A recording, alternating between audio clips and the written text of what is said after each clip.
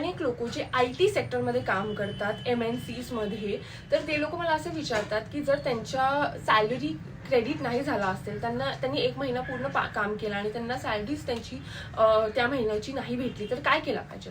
सर्वप्रथम तुम्ही तुमच्या HR ला एक मेल लिहा. त्या मेलमध्ये तुम्ही तुमचा ID नंबर जोही असेल, तुमचा जॉईनिंग डेट, तुमचा जॉईनिंग नंबर काही असतात तुमच्या, ते सगळे लिहा आणि तुमचा कुठल्या महिन्याचा पगार क्रेडिट नाही झाला तोही माहिती एकदम व्यवस्थितपणे त्या मेलमध्ये लिहा. आणि CC मध्ये तुमचे जे हेड ऑफिस असतील ऑफिसमध्ये ऑफिसर्स, त्यांनाही त्यांचाही मेल ID टाका आणि ते सेंड करा.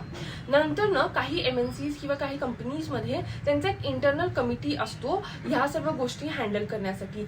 त्याचाही ईमेल ID असेल तर त्यांनाही एक मेल सेंड करा आणि त्यांना काही रिटर्न कंप्लेंट द्यायचं असेल तेही तुम्ही द्या.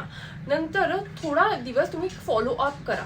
नंतरही जर ते काही तुम्हाला रिप्लाय नाही दिले आणि जर ते ऐकतच नसतील तुम्हाला सॅलरी क्रेडिट करायला किंवा काही झालं असेल, तर तुम्ही एका लॉयरकडे जा आणि त्यांना सांगा की तुम्हाला एक लीगल नोटीस सेंड करायचं आहे आणि त्यानंतर ना तुम्ही एक लीगल नोटीस सेंड करू शकता.